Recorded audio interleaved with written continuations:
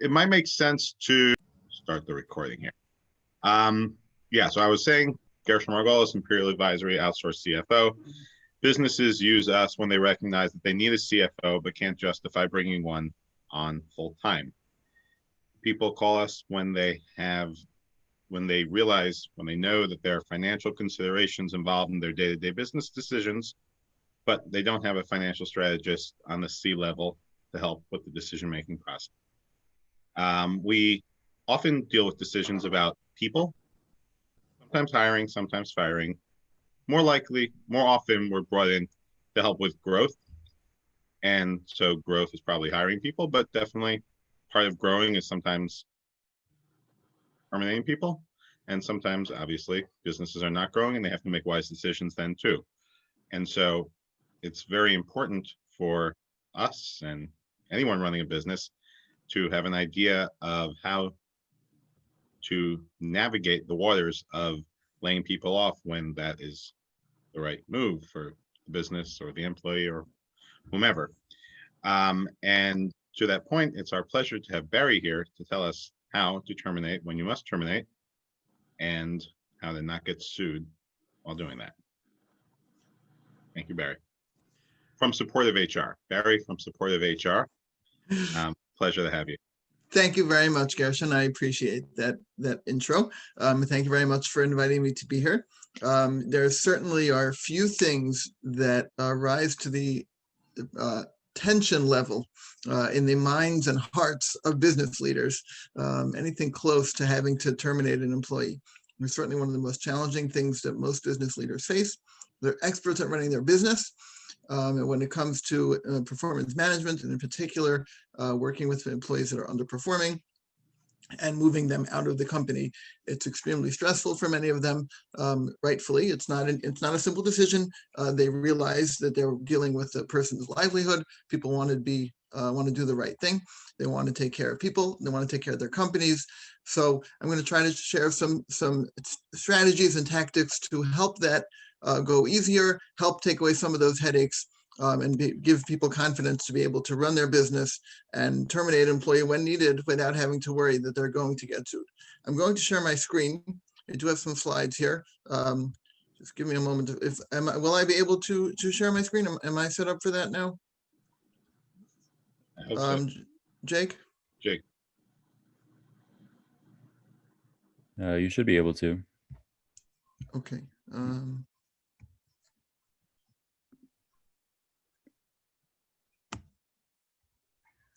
Hold on. Oops. Okay, Barry, you should be good now. Yeah. Okay, 1 second. How did I?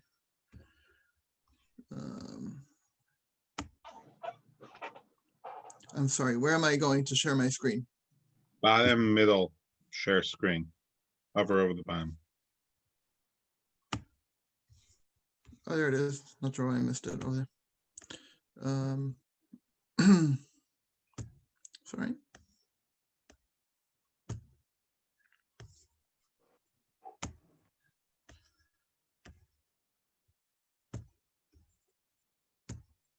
All right. Is it there? Yeah. Okay, excellent. Good. All right, so let's get rolling. Just a drop introduction. Who am I? Thankfully, I have a beautiful family, and that's really my first and foremost. That's my priority. I have a wonderful wife, wonderful children, and that's really my priority. I'm also heavily involved in my community. Take that very seriously. As far as my professional life, I'm trained as an accountant, CPA, worked in public accounting as well as private accounting. I'm just getting an alert here, Jake. I'm not sure if you're seeing that. The people might be in the waiting room. I hope you saw those too, because I cleared the alert. I hope you're on top of that. Trained as an accountant, worked in both public accounting as well as private accounting. Eventually transitioned to HR because I was in a company where many small and medium-sized companies, the payroll is handled by the accounting team. So I was the member of the accounting team that was tasked with handling the payroll. Eventually, that was when Obama was president and they passed the Affordable Care Act. So the companies was required to introduce health insurance. And that again landed on my plate and sort of grew from there. that I became sort of handling all kinds of other HR areas as well, including recruiting, hiring, onboarding, eventually became employee relations and performance management. So I really became sort of an HR person just kind of by default. Once I was been an HR person, once I became an HR person by default, I decided to not default into it and actually focus on it. I dove in, I earned my SHRM CP. SHRM is the Society of Human Resource Management. It's a national organization of human resource professionals, and their credential is the CP, which just stands for Certified Professional. It's as fancy as that. Basically, it just means that I might know one or two things about HR. Not everything, but maybe one or two things. After working as an HR manager, eventually HR director in a couple of different companies, I noticed that there are many small companies that don't have the need and certainly don't have the budget for a full-time HR professional. They might have an admin or someone handling some basic paperwork. They might not even have that, but they certainly don't have anyone who's experienced and highly trained, able to handle some of the more complicated situations that come up, making sure that they have policies that are compliant, and certainly, you know, like what we're talking about, how to terminate people properly. And a lot of business owners are kind of have their hands tied. They know they have employees that they need to be able to move out of the company. They don't know how to do it. So that's just one of the areas that I help companies with. I really enjoy helping those business leaders get through some of those challenges. And it really keeps me going when I'm able to get them over their hurdles, able to face their challenges and move on and be able to sleep better at night. That's really what keeps me going. So let's get into some of the foundational stuff. What is employment? I mean, here in America, I know we have at least one participant from not here in America, but here in the United States, we have a concept called at-will employment. And that's kind of the foundation of everyone's jobs. And I say everyone, if you're a professional baseball player, you probably have a contract. If you're not a professional baseball player, you probably don't have a contract. I'm being obviously facetious. There are some positions that do have an employment contract. There is such a thing, besides for professional ball players. But in general, most of us have what's called at-will employment. Basically means, and again, this is not necessarily a formal definition of it, but it basically means that employers can terminate an employee at any time for any reason, not for an illegal reason, but for any reason or even for no reason. They could just decide, you know what, we're terminating you. Why? Just because, no reason, or any reason. You're wearing a yellow shirt, and I decided that today everyone wearing a yellow shirt is fired. Is there a uniform? You can't wear a yellow shirt? No, no such rule. You wore a yellow shirt yesterday, wasn't a problem. Today, yellow shirts are fired. Okay, you can do such a thing. That's what at-will employment says. The employer has the right to do that. The flip side of that is that the employee is also free to leave at any time. Again, they don't have a contract. They can decide to wake up one morning, you know what? I'm not going into work today. I quit. And they can do that. And the employer cannot call the police, and they can't send security down to the person's house and drag them into work. It's not slavery. It's employment. It's at-will employment. The person decides to quit. They are free to quit at any time. Again, this is assuming there's no contract in place or there any kind of repercussions. You know, that may be a different story. But basically, the basic at-will employment, that's a general idea. So that's kind of the starting point. Now, the important part of the at-will employment is that you can terminate someone for any reason except an illegal reason. Okay, so like I said, if you want to fire them because they're wearing a yellow shirt, and today you just decided everyone with a yellow shirt is fired, there's nothing illegal about that. I don't know if it's wise, but it's not illegal. Some examples of illegal reasons, obviously discriminatory reasons are what come to mind the most, whether it's discrimination against a person's race, you decide people from a particular race, everybody, you know, you don't like them, you're gonna get rid of them, or you're not gonna hire them to begin with. Gender, disability. Disability could be a permanent kind of situation that a person is experiencing, and therefore the employer decides that they're no longer worthy of working for them based on their disability. It could be pregnancy is considered a disability. It could be a temporary thing. Obviously, pregnancy is not permanent. Could be someone has a broken limb, they got injured, and now the boss decides, you know what, you broke your arm, you're not going to be as effective, you're fired. So again, that is an illegal reason. That's based on a disability, that's illegal. Nationality, religion, many other areas that would be an illegal reason for firing someone. And then I said again, my unofficial definition is that or no reason, which obviously sounds weird. And there's my first my first quote from one of today's candidates. Come on, man, that doesn't make sense. Don't worry, there will be another quote later on from another candidate. But you can't say that you fired someone for no reason. Now, could you? You could. But let's just play this out. How's this going to work? You fire somebody, you come in, okay, today's your last day, you're fired. Why? Just because, you have a reason? No, I don't have a reason, but I heard at Barry's webinar that I don't need to have a reason. His employment at will thing said that even for no reason, I can fire someone. And guess what? Today's your day. Like, really? And then the person's kind of annoyed because, okay, he says that it's legal. Doesn't sound right. It doesn't sound right. Sounds like he's being a jerk. He's probably right. I don't think he's being a jerk. He goes to a lawyer. He says, this guy fired me. And he says, there's no reason for firing me, but he says he doesn't need a reason. The lawyer says, yeah, well, I guess technically maybe he doesn't need a reason, but there's got to be a reason. Is the company losing money? No. Have you been performing appropriately? Yeah, they never told me that I'm falling behind. I feel like, I'm kind of doing my job. I've been keeping up, not, meeting all the deadlines, hitting all the goals, which we'll talk about that a little bit later on. So, the lawyer's going to work with them and kind of piece together what might be the reason. And they'll say, well, anything happened in the last couple of weeks? Anything? I don't know, a week ago, I told my boss that I'm pregnant. And all of a sudden now today he fired me for no reason. Like, okay, maybe it has to do with that. And then the lawyers will start to dig around and will try to come up with something, or maybe it's not about pregnancy, it's something else. And they'll dig around and see if they can come up with something that they want to pin it on. So now they're going to take it to court. And they're going to say, we think that you got fired because you told your boss a week ago that you're pregnant. And the boss says, what are you talking about? Did I say you're fired because you're pregnant? I said you're fired for no reason at all. And you go to court and play this out. Now, how is this going to sound in the courtroom? It's not going to sound right. It's not going to sound normal. So I don't advise you ever go with the no reason argument. It's not going to fly. If you're smart, you'll have a reason. You'll have a good legal reason, and you will have documented that reason very well. Okay, don't go into this blindly. It's good to have a reason. It's good to have a legal reason. Don't have an illegal reason. That would be bad news. And you better document that, because documentation is the only way you're going to be able to fall back on anything, is you need to have strong documentation. Now, what are some common reasons that companies would have for terminating someone's employment? So here's just a brief list of some common reasons. We'll go through each one. There's a slide for each one. We'll address each one. Poor performance is probably the most common reason for terminating someone.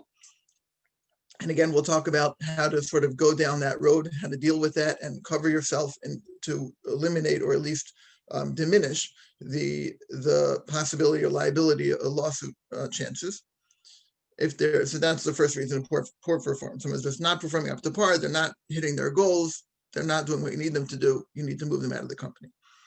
Then you could have someone who just has either an isolated incident or a series of incidents that just present the reason you got to get them out of the company. Either they're stealing from the company or from other employees.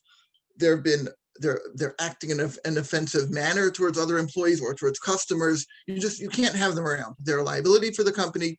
So that would be an example of cause. Someone who's violent. Obviously, you don't want a violent person in your company. So there are different reasons that you want to move the person out. The performance might be great, but they're horrible to have around. They're nasty to people around them. They're nasty to customers.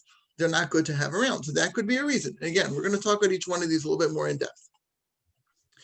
You can have a seasonal employee. So number 3, completion of the project or of the season. UPS, FedEx, they hire people, now coming up in the holiday season, they're going to hire lots and lots of employees to work for them for a couple of months. And then after that, they're done. Accounting firms hire people for tax season. And after that, they're done. So that's a common reason why people could be terminated. That's obviously much simpler, assuming that, again, we'll talk about the documentation was done clearly, that it's clear this person was hired for that particular season or to complete a particular project. Maybe you're working on implementing a new system or a new software in your company. So you need to have a project manager, you need to have a couple of people to put things in place. But once that project is completed, you're done and they're done. You have nothing else for them to do. And again, as long as that's clearly communicated from the beginning, that should be pretty straightforward. That you're hired to do this particular project. Once the project is completed, we're done. And then the fourth one is company layoffs, where there's a restructuring. whether it could be a merger. So now you have, the two companies that merged. So each one had 5 people in their accounts payable department. You don't need 10 people in your new accounts payable department. You got to narrow it down to only 5 or to 7. So that could be some layoffs or restructuring that could be happening, or layoffs due in general. The company has not been performing. They need to cut costs. They need to cut payroll. So again, there are certain ways to handle that as well. The common thing, all of them, you need to document how you make your decision. So let's go through each one a little bit more in depth.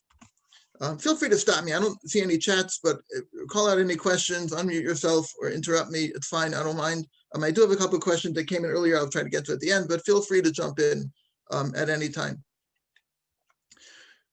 So poor performance. You have an employee, they're not hitting their goals. So it's actually the first step is, how do you know they're performing poorly? So that's why it's important to have a job description. So each person knows what is expected of them. Here's what you need to do. Here's your job. Here's your main responsibilities. And included in that is we have goals. If we need you to be either manufacturing or selling 10 widgets a week or 10 widgets a month. That's your goal. That's your job. We have metrics. It's got to be 10. If it's 12, awesome. If it's 8, not so good. If it's 4, really not so good.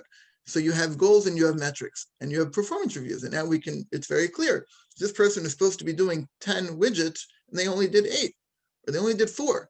So it's very clear you have numbers. Now, obviously, not every position has widgets that are that easy to count, but every position, and some are harder than others, but should have some kind of a metric that you as a manager can point at and say, here, this is where you're falling behind. This is where you're not meeting the expectation, and try to find, in the second bullet, train them, coach them. Where are they falling short? Why are they falling short? Are their resources not appropriate? Or did they not get the right training that they needed to get? Because it's in everybody's best interest to try to bring them up to par. It's the path of least resistance for a lot of reasons, rather than moving them out of the company and then replacing them with someone else. There's a lot of expense and time that goes into that. It's almost always much more effective if you can train the person you already have, coach the person you already have, bring them up to speed, get them to the level that you want them to be at, is almost always much more efficient than moving them out and starting fresh with somebody else. So you want to document that you're doing all of those things. And then if that's not working and it's time to really move them out, so give them a couple warnings. Verbal, generally we start with a verbal warning and then a written warning. They talk about progressive discipline. First you do it verbal, hey, here's where you need to improve. If that's not working, the next step would be a written warning that says, hey, if you're still at 8 widgets after a month, we're gonna terminate you. You got to get to 10. So that you want to put that in writing, and the termination should never be a surprise. If it gets to that point where it's just not working and you need to tell them, you sit them down and say, you know what, we're done.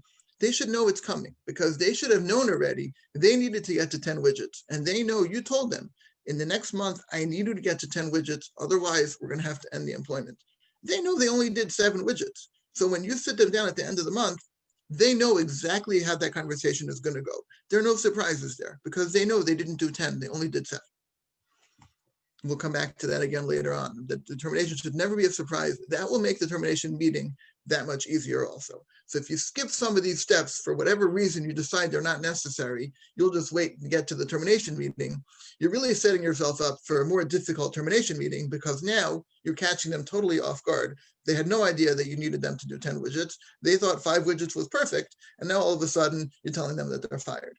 So you want to go through these steps, clear communication, and then when you get to the end, there are no surprises.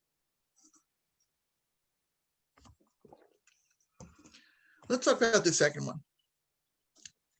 There's an incident that takes place in the company, whether it's a violence, whether it's theft, or the total acting out, inappropriate action that the employee took, either with a customer, with another employee, whatever it is, something you say, you know what, we can't have this. Or it could be a series of events. It could be, it wasn't one isolated event. It could be an ongoing thing, the person just not acting appropriately towards other people, again, whether customers, whether other employees, whatever the kind of instance or series of events that it was. So again, you want to document what happened. Date, time, location, to the best of your ability. If there's a series of things, you don't have to go crazy with this, but you want to put, over the last month, we had 3 complaints from customers about them, spoken appropriately to them, whatever it is. Put as much information as you can in writing. keep it in a file, because down the road, if you get a letter from a lawyer, these things take time. And you're not going to necessarily remember everything that happened when you get that letter from a lawyer, or when it gets to the courtroom many, many months or maybe even years later. So document everything so that you'll be able to show clearly what happened. If you had any kind of investigation, if you had to interview other employees or interview anyone else that may have seen, you have images from surveillance cameras or anything like that, hold on to all that, put it in a file. It can only help you down the road to defend your decision, so that you can feel comfortable that your decision to terminate this employee is very well defendable. You're able to defend that decision without having to be concerned. And always let the employee explain their side of the situation. It's very easy. You look at a camera, you heard a report from somebody, what happened, and you get all upset. We can't have this in our company. We have to get rid of this person. Okay, you might be right, but at least let the person explain what happened from their perspective. Okay, give them a voice. Let them talk, let them be heard. You still make your decision as the manager, as the owner. You have to decide what's best for the company, but you really need to let the employee explain their perspective, what happened. This is relatively straightforward. You hired someone for a particular season. You hired them for tax season. You're a CPA firm, or you're UPS. You just hired them for the holiday season or to work on a particular project. So the original employment agreement should say, we are hiring you for 3 months. As of this and this date, your employment is finished, because that's tax season is finished. We're busy season, or whatever our season is, we're done. We hired you to complete this project. Once this project is implemented, your employment will be finished. So that's clearly communicated from the beginning. And again, there's not much of a meeting at the end. You'll probably have a wrap-up meeting at the end of the season or at the end of the project, just to kind of discuss how things went. But it's not so much a termination meeting, because the person knows you only hired them to do this particular thing, and now they're done. So no big deal over there. Layoffs or restructuring, again, whether this is because the company in general is cutting costs, so they're cutting the payroll, or because of the restructuring. So you have two companies that are merging or anything like that, where you're cutting. Some people are just going to get lost, unfortunately. So again, there needs to be a method how we decide who stays and who has to leave. And you want to document that, because you don't want anyone to claim that you did it based on a discriminatory reason.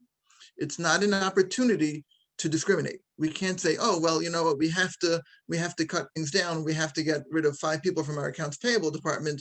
So this is a great opportunity to get rid of all the 5 people that are X. If that X is a discriminatory reason, if it's a nationality, if it's a gender, if it's a disability. This is not an excuse to cover over a discriminatory illegal reason for terminating someone under the disguise of a layoff, a general layoff. Make sure that you have proper methods based on tenure, skills, performance. And again, this is why it's important to have performance reviews, because now we can say, okay, we have 10 accounts payable people. We only have a budget for 5. So 5 are going to have to go. How do we decide which 5 go? So, okay, let's look at each person's performance over the last whatever number of period of time. And then based on that, we can have a very clear reason as to why those 5 people were chosen to stay and the other 5 people are chosen to have to leave. And no one can come and say, well, it's because I'm a this and the other person is not a that. Something I just threw in on the bottom, there's something to be aware of. It's more for larger companies, not more. It is for larger companies. It's not for companies. I believe in most states, the WARN Act kicks in at 100 employees, but I'm pretty sure California is 75 employees. California is its own country for a lot of things. And there might be other states as well. But the WARN Act basically says that if you have, again, a slightly larger company, let's say 100 or more, maybe 75, and you're laying off a solid number of people, again, based on the state, there are certain advance notice requirements, maybe certain written notices that have to be distributed. So again, something to keep in the back of your mind. The company that has 10, 20, 30, 40 employees, and you're laying off a couple people, you don't have to worry about the WARN Act, but something to keep in mind. If you hear about a larger company that's doing large layoffs, they are going to have to follow the WARN Act, which again is different based on the state that they're in. There are certain requirements there. So those are the 4 basic reasons, the 4 most common reasons I think that people go through, have to terminate employees, and some of the basic approaches that need to be dealt with. Obviously, the common theme for all of them is document, document, document. They say They say in healthcare, they say in the military, and we say it in HR. If it's not documented, it didn't happen. So you got to document that you gave warning. You got to document how you made your decision, whether people are staying or leaving. You got to document everything. If it's not documented, it didn't happen, and it becomes your word against the employee's word, which again, in the courtroom, it's not going to go well. If your word is just your word and no documentation, lawyers are very good at drumming up things, and they'll just say, well, but you say that it was for a different reason, but the employee says that, people were making comments, and all of a sudden it's a whole mess. So document everything and things will go much, much smoother. Let's talk about kind of shifting gears for a moment. Kind of take us through how we're going to take you through how we actually terminate, some perspectives on how we terminate someone. We value our employees, we value the people that we work with. We realize that they're all people, they have responsibilities, they have worries. We want, especially as business leaders, we feel a responsibility towards our employees. We want to do the right thing. We all have a heart. Well, I assume everyone on the webinar has a heart. We'll go with that. So it's hard. It's hard to terminate people. It is. We don't want to take away someone's livelihood. It's just a hard thing to do. And it's funny, someone asked me a while ago, and they heard I'm in HR, and said, oh, you get to fire people? I'm like, yeah, I mean, not that I get to fire people. It's something that unfortunately has to be done. And I don't say I've gotten good at it, but I have experience with it.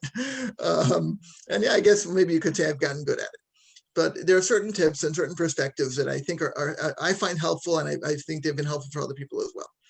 Something keep in mind, when an employee is performing very poorly, they wake up every morning, they know they have to go to work, right? The alarm clock goes off, and it's like, oh, another day, I got to go to work where I'm failing, I'm not succeeding, I'm not hitting my goals, my boss doesn't like me, everybody knows I'm not doing well, my coworkers probably know that I'm not doing well either, but they can't find another job because they don't have time to look for another job.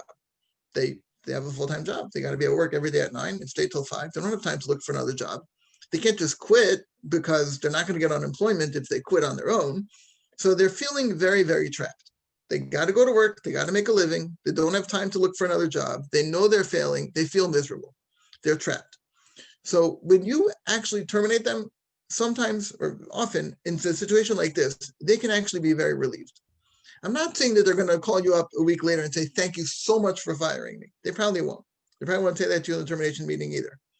But you have to realize if an employee is performing very poorly, there's a good chance that they're miserable and they know they're performing poorly and they don't really want to be there, but they're stuck. So you terminate them, it gives them a feeling of relief, and now they're free. They can go collect unemployment. They can go look for another job, for a better job, better fits them, better fits their skills. So something to keep in mind. Yes, we don't like to fire people. We hate to take away people's livelihood. Sometimes it's not as evil, so to speak, as we feel that it is. And again, we're going to learn how to do it in a dignified manner that it's not as evil anyway as many of us think that it is. And also sometimes, sometimes the poor performance is because the person just doesn't have good work habits. They don't take things seriously. They've never had any consequences for having poor performance, and they're just coasting. So if you just continue them down that road, well, I'll just keep paying them. I don't want to terminate them. It's too much of a hassle, and I don't want to get into that. So I'll just keep paying them, and they're underperforming. But then when you finally do let them go, sometimes that's sort of the kick in the pants. They say, oh, you know what? This is not really going to work. And now before they get their next job, or when they do get their next job, they realize they need to buckle down. They need to act differently if they want to hold on to that job. So sometimes in the long term, terminating someone gives them that wake-up call that they really need to get, that it's time to buckle down, and now they can actually be successful in their future jobs.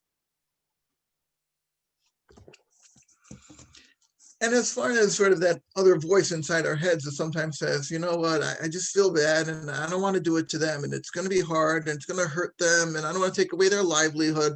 Maybe I'll just keep them. Whatever, I'll just keep paying them. Maybe my company can afford it, maybe it won't, we'll get to that. Very often a company cannot really afford it. But whatever, it's just not worth it. I don't want the liability, and what am I going to do? So I'll just hold on to them. So the first answer is it's going to drain your finances. Even if you say you can afford it, ultimately it's going to cost you a lot, because it's not just 1 week or 2 weeks or 3 weeks or a month of pay, because you're going to keep doing this. If you keep doing this, you're going to keep doing it, and it's never going to end. So you need to learn how to properly move people out of the company when it's appropriate. Like we said, the employee might be unhappy anyway, and they want to leave, and you keeping them there, you're not doing them any favors. The third bullet here, I think, might be the most important one. There's a very good chance that other people on the team are aware of how poorly this person is performing. It's usually not such a secret. And everyone sees, we're all doing 10 widgets. And this guy over here, or this woman over here is doing 7 widgets, or 6 widgets, or 4 widgets, but we're still doing 10. And she's been here forever. They're not letting her go. So you know what? I'll do 6 widgets too. Why should I do 10? I'm not going to lose my job. If she didn't lose her job, I'm not going to lose my job either. And all of a sudden, you have a whole team of people that are doing 6 widgets instead of 10. You don't want that. You need to send a message to your team that you take performance seriously and you take underperformance seriously, and you will deal with it and address it. And of course, the flip side, again, not really the topic of this webinar, but you need to address and recognize the positive. You need to address when they're hitting the 10 widgets or 12 widgets. You want to recognize that as well, but you certainly cannot ignore the people that are doing 6 widgets, because that's just going to have a negative effect on everybody. So don't do that. And then my last bullet there, and I've had this conversation with multiple business owners. They say to me, when you want this person, they don't really have any skills. They won't be able to get a job anywhere else. I just, whatever, I need to keep paying them. They won't be able to go anywhere else. And I'm supporting their family. That's wonderful. I'm all for charity. I love giving charity, and I love companies that give charity. It's a wonderful, wonderful thing. But a company needs to know, what are they in business for? If you're running a charity, by all means, pay money, whoever you want to pay money to. If you're running a corporation that's trying to earn a profit, my suggestion would be earn as much of a profit with the company as you possibly can. And now take some of that profits and give it to charity. There are plenty of opportunities to give it to charity. You can sponsor community events, all these concerts and Chinese auctions, and there are plenty of opportunities to sponsor things. But I think there needs to be a difference between payroll expense and charity expense. I mean, Gershon, you're the CFO here, but I'm guessing you would agree that payroll expense, yes, payroll expense and charity expense are 2 different things. So it's important for business owners to keep that in mind. If don't keep someone on the payroll as a charity. You want to give them charity, I'm all for it, but mark it as charity, not as payroll. I think that's an important thing for people, for some business owners to think about. Well, I mean, from a tax perspective, you could speak better to this, but in theory, if you'd be giving someone charity and you don't itemize, you wouldn't be able to deduct it. Whereas if it's payroll, you could deduct it, though you would be paying all those payroll taxes. But anyway, I agree with you. Yes, that's an interesting point, Gershon. Yes, and again, I would refer to the third bullet again, that it's demotivating to the rest of the team anyway. Again, put it as charity, right. Be clear about what's what. But that's an interesting point, Gershon, of the tax ramifications of each of those methods. Yeah. I wonder if there might be a case where, the ultimate charity is to give someone a job, the highest level of tzedakah. Understood. If you have a few factors together, I could imagine a situation where it might be justifiable to do that. I think it's a longer discussion. I can't really put it together, but it's got me thinking. That's very interesting, and I do look forward to thinking about that more and maybe discussing that. Thank you. That is the highest level of charity. I'm not sure it would be practical, but I think it's worth thinking about. Yeah, the question, right? That's what I was going to say. I think the question is how to make it practical. Is to find a way to be able to provide this person with an honest living rather than just collecting a paycheck because you feel bad for them. That's where I'm thinking this might head, but that's a very, very interesting point. Thank you for raising that. Okay. I think something that really strikes fear in the minds of business leaders about this whole terminating thing is the talk.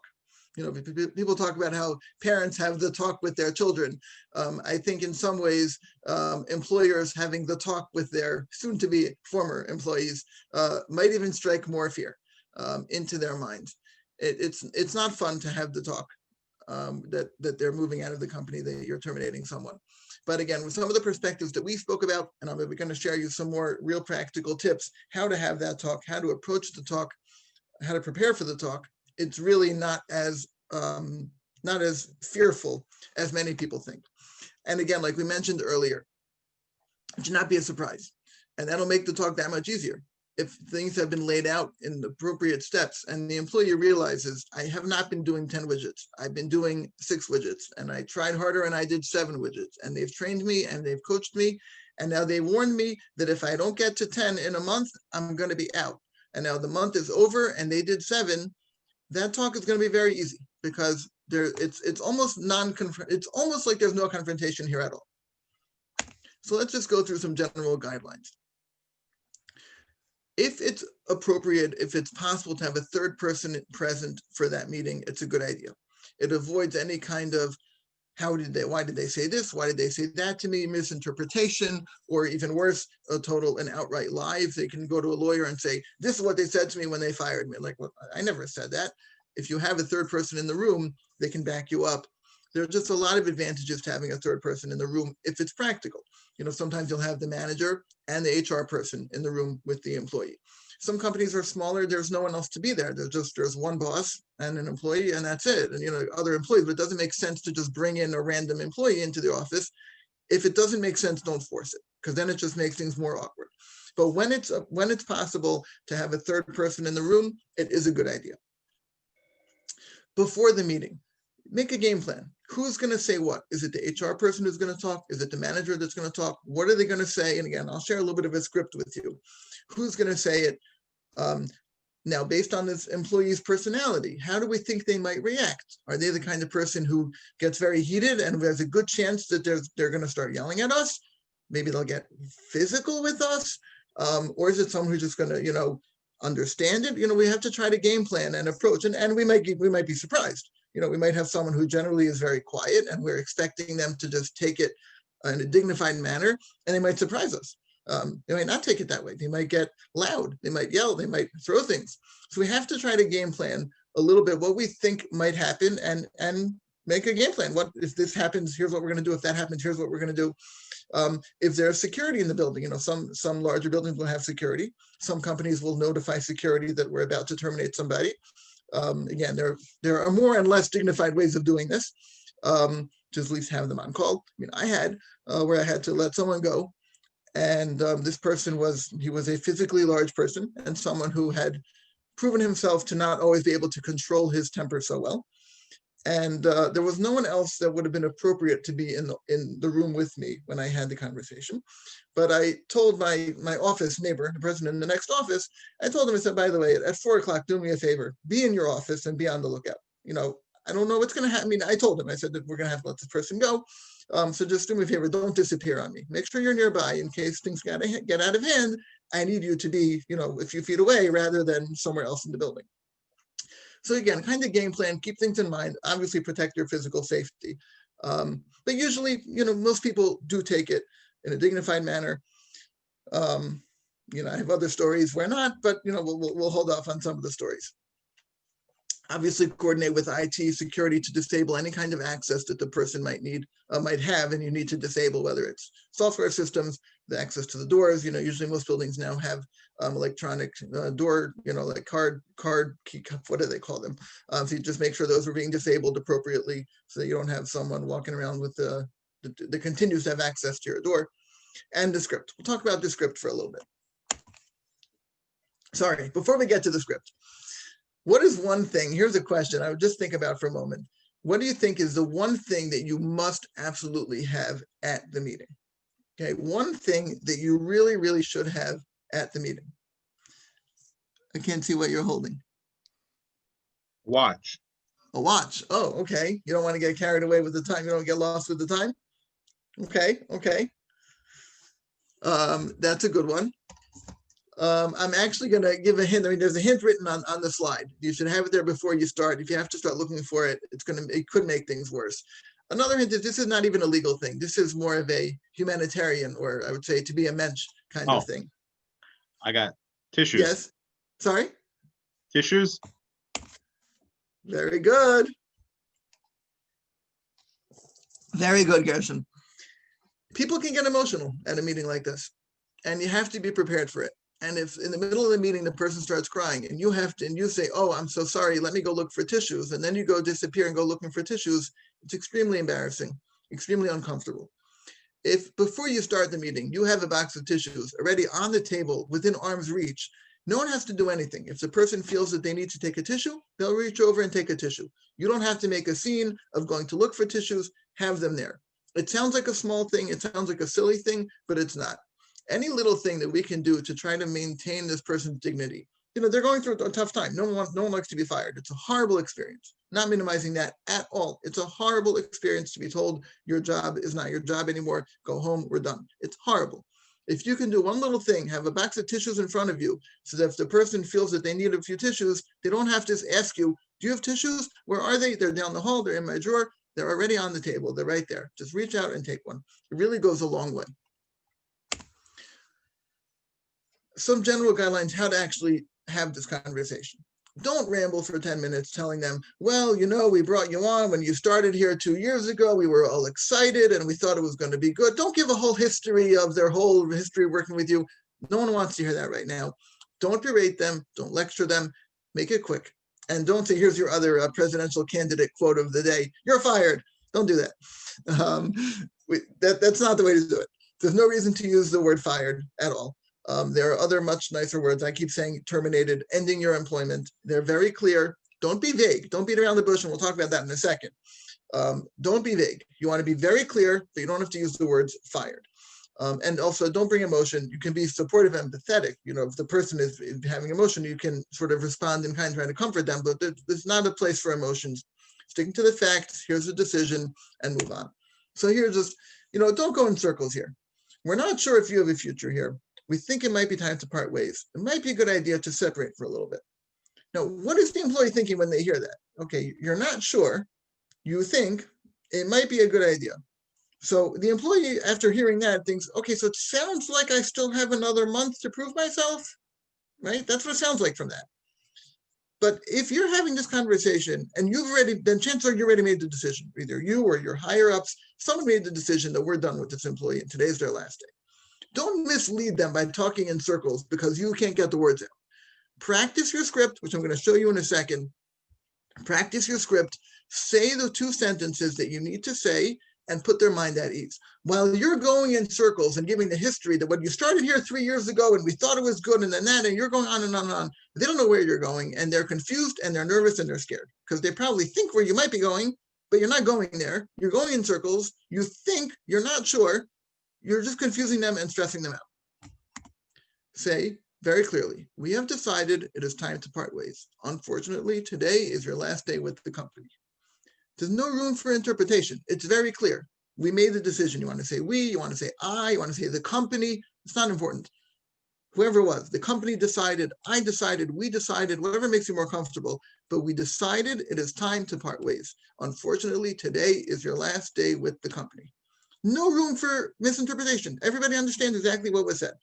And then if you want to share 1 or 2 details, obviously, again, it's not a surprise because they know what they needed to get. They know they needed to get to 10 widgets.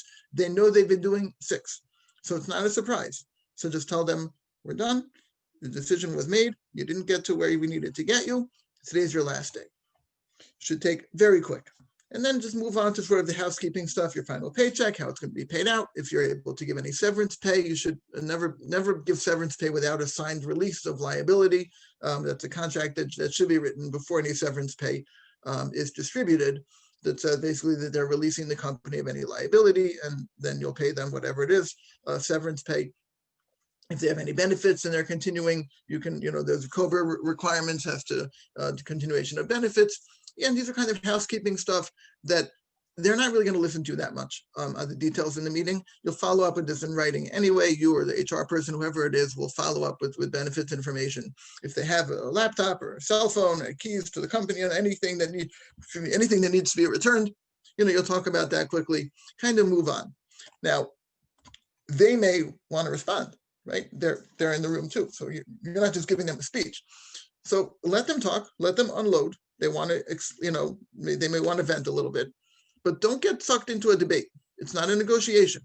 The company made a decision, and you can keep repeating that. You can say, if they're going on and on and on and sort of pleading their case, you have to control the conversation. You say, listen, I understand your perspective. I appreciate, you sharing that with me. Unfortunately, the decision has already been made. period. And sometimes it's easier to sort of take it off of your own shoulders. And that's not called shirking your responsibility. You can say, listen, the decision has been made. You don't have to say, I made a decision, because now it's me against you. You don't want to do that.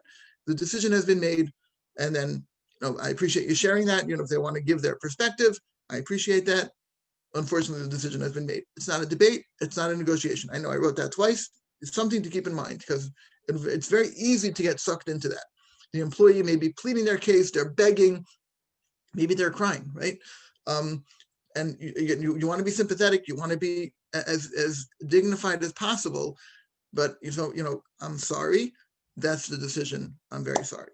And let them gather themselves. If they got a little bit emotional, you don't have to kick them out of your office right away. Let them calm themselves down, make their way out, whether they're, gather their belongings, that's sort of a separate talk, and even get into that whole thing. But again, some people will. Can I just ask on this? Well, what actually would be, can I ask on this, please? What actually would be their recourse if they're really going to debate it, if they really think they've got, obviously you're recommending a whole a way of doing things. So this will have been well thought out. If someone's following, getting good at HR advice and so on. But nevertheless, if they have an issue with it, what would be what is their pathway? Is it only legal, or is there something else that comes? I would say, I hate to say it's only legal because that sounds very harsh, but I would hope that by the time the company has gotten to this decision, there's really not much that would be said. I would hope that, like you said, following this process, that we discussed with them where their shortcomings were, we coached them, we helped them, we found out what are the hurdles, what are the obstacles that you're facing, why is it difficult for you, help them overcome that, and it's still not working. Again, this shouldn't be a surprise. So they should have had that opportunity at a previous conversation where, for them to say, you're giving me one more month to prove myself, here's what I need you to help me with. And here we're already at the end of the month. I kind of skipped over that because we're not talking about performance management. We're at the end of the month where they've had those opportunities to kind of prove themselves or share their side of the story. So I'm not sure if that really answers your question, but I'm kind of taking it as a given that, yeah, the decision has been made and they're not going to have much recourse. Again, if they want to go to a lawyer, they could, but I'm hoping that we have things buttoned up well enough that I'm not really worried about them going to a lawyer. If the process is done well, then there won't be much they can say, and they're unlikely to think there's much they can say, because that's part of what's been handled in the earlier communication. Correct. Yeah. And if they do say, well, I've got many reasons why this is unfair and so on, how would you field that? Well, again, I would say, we've talked about this before. We talked about this a few weeks ago. And chances are they probably brought up those complaints in previous meetings, in previous sort of warning conversations. Yes, people do bring things up again and again. That is right. True. Yeah. So we say, listen, I understand you feel like you weren't made. Okay, they say, you didn't teach me how to do it. So listen, we tried. We tried to teach you multiple times. The manager sat with you multiple times. You say that you were never trained. We say that we trained you. It didn't work. Whether it's our fault or your fault, I don't know. But bottom line is, we didn't get you up to par. And maybe I would even say that if it's that kind of a complaint, say, listen, you're right. We were unable to train you effectively. And I'm very sorry about that. But, we tried the best we can. And at this point, we don't feel that there's any other avenues for us to be able to train you, to be able to overcome whatever hurdles it was. We tried our best and we can't do it anymore. No, but if truly the company hadn't done what could reasonably be done to train them, would that lead to a legitimate claim? Coming up a can of worms to say that. Actually, no. I understand where you're going, because I actually just learned this recently with a conversation with someone else from the UK. The things are different in the UK than they are here in the US. UK is much more sympathetic to the employee, I think. Yes. As much as, yes, I just learned that last week with a conversation with somebody. The UK, there's much more burden on the employer to show that they've really done everything that they can. Here in the US, most of what I'm showing is not as much legal as far as that, as much it is preventing a legal suit, or even more just to sort of go on the other side, the humanitarian side of being a mensch. We gave you every opportunity that we could have. We don't really have to prove that we did that. We could have given you one chance, and if you don't do it, you're out. The company's entitled to do that. And here in the US, that's totally fine. I understand that in the UK, it's different. But here, there's really no obligation to prove that we trained them. You just want to do it here to kind of put them at ease that it's not because we don't like you. We tried to work with you. It didn't work. Maybe it's your fault. Maybe it's our fault. But bottom line is, it's not working. This is all with at-will contracts? Yes. So with other contracts, I don't know if you're coming to that, but it's going to be a completely different. Yeah, I'm only discussing at will employment. If contracts, you need a lawyer for that, in terms of a contract, and if someone, violated the contract, it's beyond our scope. Yeah, we're not going to talk But this about is that. the norm. Is at-will employment a norm? This is the norm. 99% of employees here in America, if not more, are under this. Yeah. I see. Yeah. All right. Thank you. Yep. And that's it. I mean, I thank you very much. I appreciate the conversation. Actually, I had a couple of questions that someone sent in earlier. If I can, let me pull them up. I think I may have addressed all of them, but let me just check. In case not, I will address it now. Or Gershon, if you have anything, please jump in. So yeah, someone asked, how do I fire someone that I kept around until I was ready to replace them? I never gave them warning or any indication that they needed to improve because I didn't really think they could in a way that would be worth it to keep them around. So this person basically never bothered telling the employee that they're falling short. They just figured, I'm not going to tell them because they're not going to be able to fix it anyway, and I'll just start searching for a replacement. And when I find a replacement, I'll call them in and say, by the way, we're done with you. So, I mean, you didn't follow any of the steps. So I guess in the UK, you probably would be in big trouble for that.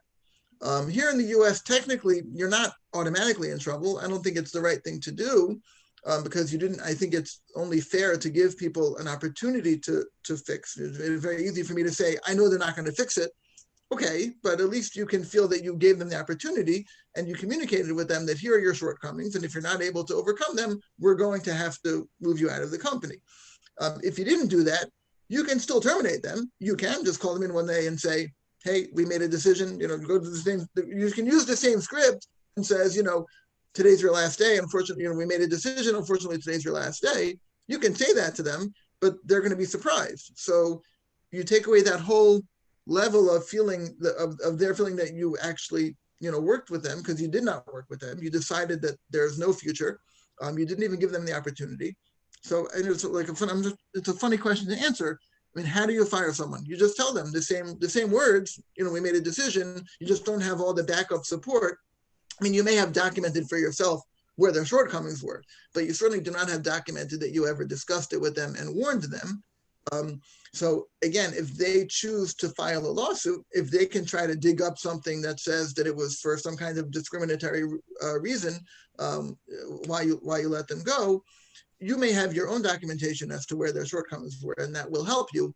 But if you don't have documentation that you ever discussed it with the employee, then it's going to be a little bit harder to defend if it ever gets to court. If we're not talking about court, we're just talking about doing the right thing, so to speak. I mean, I would be hard pressed to feel that that's the right thing, to just kind of blindside someone like that and say, well, we never bothered warning you because we figured you wouldn't be able to improve anyway. So it's not certainly not a path I would recommend, but it doesn't mean that if you never said anything that you cannot let them go. Okay, we talked about how much of a reason do we have to give. I mean, I had an interesting, if I just going to share one quick story. I know we're running out of time, but I feel like this was helpful. Someone called me up a little while ago. They had an employee that they have not been happy with. It's a relatively new employee. They'd never really been thrilled with the person since they started. And the person just sent them an email, by the way, I'm pregnant. Or I think they lost their pregnancy, whatever the details were. And now this person called me up basically in a panic that I was going to let them go at the end of the month, but now they just threw this on me and now I'm trapped. Am I really trapped? So I said, I mean, I don't know if you're really trapped. You certainly made your life harder for yourself by never communicating with the person. I said, like, did you ever tell them that they're falling short? No, I never said anything. I was going to let them go at the end of the month. I said, okay, so that's your first whammy. You never said anything to them. Now, they can't necessarily prove that you're letting them go because they told you that they're pregnant, but the timing is really lousy and you don't have any defense on your side. So again, can I tell you can't fire them? No. but it's a little bit risky. You'd be better off building a case first, especially now that you know that they have something on their side that they can go to a lawyer and say, look, I'm pregnant, and all of a sudden they fired me. You never said anything before that. So don't wait, keep that, maintain, build documentation, build a case so that you don't get blindsided one day with an email, or they come into your office and say, hey, I'm pregnant, or I have whatever disability or whatever it is. And all of a sudden they're like, oh my gosh, now I'm stuck with you. You're not really stuck, but you did make your life a lot harder. So get ahead of things, stay on top of things, document performance, document any conversations that you have with people. And that should help you go a long way. Thank you very much, Gershon and Jake, for hosting. I appreciate it. And anyone, welcome to email me at Barry@wordofhr. I'm happy to share the slides with you. Any follow-up questions, I'm happy to respond to as well. Thank you very, very much. I appreciate it. Righty. Thank you all for coming. Thank you very much. Thank you, That Barry. was very interesting and very well presented. Thank you. Thank you. Thank you, Jake, for dealing with all the back end stuff. Thank you, Isabella, who's not here anymore, but who started taking care of this a few weeks ago before Jake joined. Again, nice to meet you all. Hey, thank you all. Have a wonderful day.